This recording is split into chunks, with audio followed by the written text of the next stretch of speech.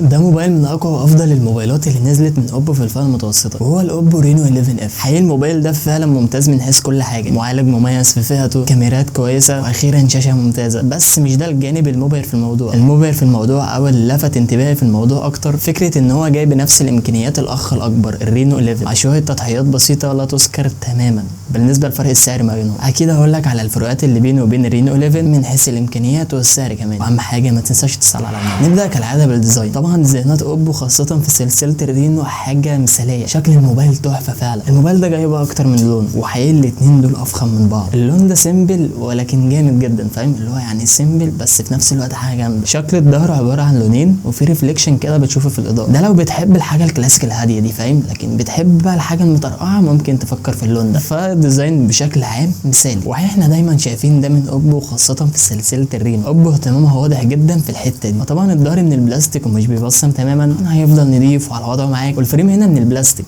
وفلات تماما. وزن الموبايل هنا مش تقيل، وزنه 177 جرام وسمكه 7.6 مللي. وطبعا معاك جراب شفاف جاي في علبه الموبايل. حرام بجد الديزاين ده تجيب له جراف في لون. المهم ده كان جانب الديزاين. حاجه بقى من ضمن الحاجات اللي ابهرتني فعلا في الموبايل ده هو معيار الامان اللي موجود في الموبايل ده. الموبايل ده جاي بشهاده معتمده IP65، وده مش طبيعي في سعر الموبايل ده بجد. وعايز اقول لك ان ده اوبشن او معيار مش موجود في الاخ الاكبر. انت متخيل ان في فرق سعر ما بينه وما بين الاخ الاكبر؟ والاخ الاكبر اصلا مش بيدعم المعيار ده تماما. يعني لو انت شايل موبايل بسعر مش رخيص تماما ومش متامن عليه، فاهم. فدي حاجه اكيد بتميز الموبايل ده، واكيد ما انصحكش انك تجرب الموضوع ده تماما. انت واخد موبايل بحيث ان لو الدنيا مطرت عليك مثلا وانت ماشي في الشارع الدنيا تبقى امان معاك. هو ده اكيد مش اقوى معيار، ولكن بالنسبه لفئته السعريه فهو كويس جدا. لو قلبنا الموبايل بقى نشوف الشاشه المثاليه دي. عايز اقول لك ان الشاشه هنا واحده من اهم المميزات اللي موجوده في الموبايل ده. موبايل جاي بهول بانش اكيد، وحواف قليله جدا كلها جايه في مستوى واحد، والشاشه هنا فلات تماما مفيش نوع من انواع الكيرف. ديزاين ممتاز الصراحه، بس مش ده اللي لفت نظري في الجانب ده. اللي لفت نظري اكتر في الجانب ده ان انت عندك الديسبلاي او الشاشه هنا ادائها مثالي. شاشه اموليد بفريش ريت 120 هرتز، ومستوى السطوع بيوصل ل 1100 نتس، بدعم HDR 10 بلس. واخيرا الشاشه جايه بطبقه حمايه من النوع باندا جلاس. تجربتك للشاشه تحت اشعه الشمس هتكون مقبوله جدا بفضل عدد النتس، ولكن ده مش الافضل او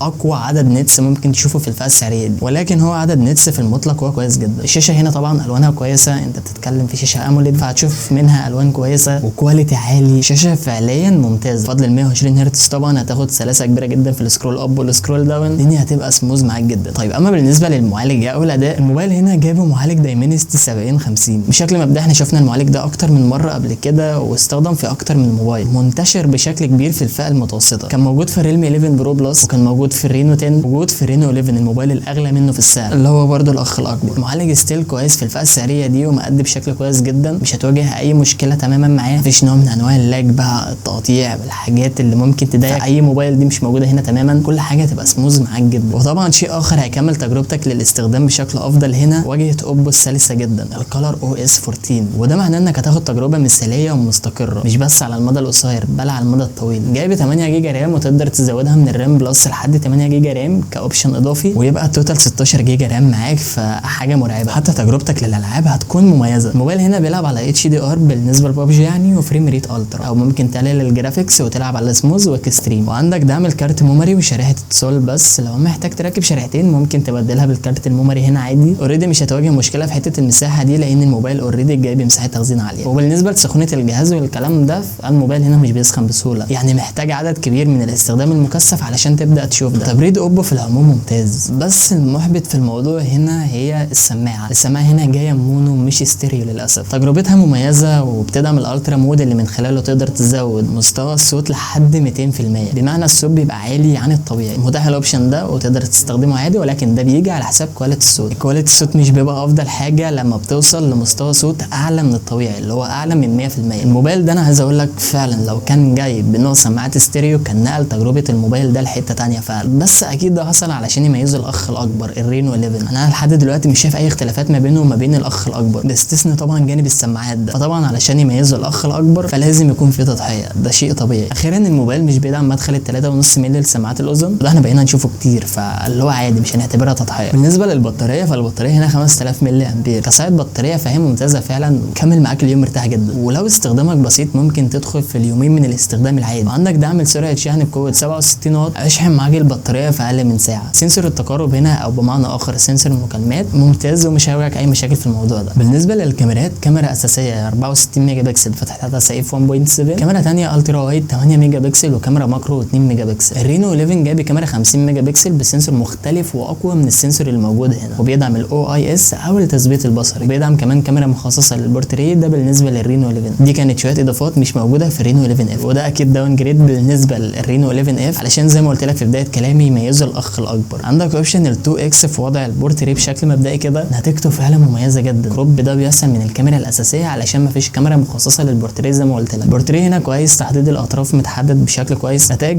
كويسه من الكاميرا الاساسيه من حيث الديناميك رينج والالوان الصوره والتفاصيل. ده في وضع الاضاءه العاليه، لكن الاضاءه المنخفضه الوضع بيختلف شويه. نسبه النويز في الصوره هتكون موجوده بالفعل ولكن مش بشكل كبير، ففي الاضاءه العاليه هتكون الكاميرا معاك ممتازه واكيد هتكون افضل. وبالنسبه لكاميرا السيلفي، فكاميرا السيلفي هنا 32 ميجا بكسل. كاميرا السيلفي هنا ممتازه مقارنه بالموبايلات الموجوده في الفئه دي. السكين تونز مظبوطه، الصوره حلوه في الاضاءه العاليه، وبالنسبه للتفاصيل فهي كويسه الى حد ما، لكن في ظل الاضاءه المنخفضه اكيد الموضوع هيختلف، افتقاد تفاصيل والكلام ده. بالنسبه للفيديوز فتقدر تصور لحد 4K 30 فريم في الثانيه، وده اوبشن موجود في الكاميرا الخلفيه وكمان في الاماميه، ودي حاجه انا فعلا اول مره اشوفها في الفئه دي، واكيد دي اضافه بتميز الموبايل ده عن اي موبايل تاني موجود في الفئه المتوسطه او موجود في الفئه السعريه دي. سنسور التقارب هنا ممتاز جدا ومش هتواجه معاه اي مشكله، ودي حاجه اكيد افضل من ان الاوبشن ده يعتمد على السوفت وير. طيب بالنسبه لسعر الموبايل ده بقى، سعر الموبايل ده للنسخه ال 256 جيجا مع 8 جيجا رام بسعر حوالي 12600 جنيه بضمان دولي مش ضمان محلي للاسف. الموبايل ده ارخص من الرينو 11 او الاخ الاكبر ب 5000 جنيه. انا شايف ان فرق السعر ما بينهم كبير الى حد ما، وشايف ان التضحيات اللي ممكن تضحيها علشان الاخ الكبير مش كبيره. ايوه فعلا التضحيات هنا مش كبيره علشان تتوجه للاخ الاكبر، وفرق السعر كبير مش شويه، وانت اولى اكيد بكل جنيه هتدفعه زياده. بالنسبه للرينو 11 اف، توليفه ممتازه في الفئه المتوسطه وهتحقق نسبه محترمه من المبيعات، بغض النظر طبعا عن اداء الكاميرات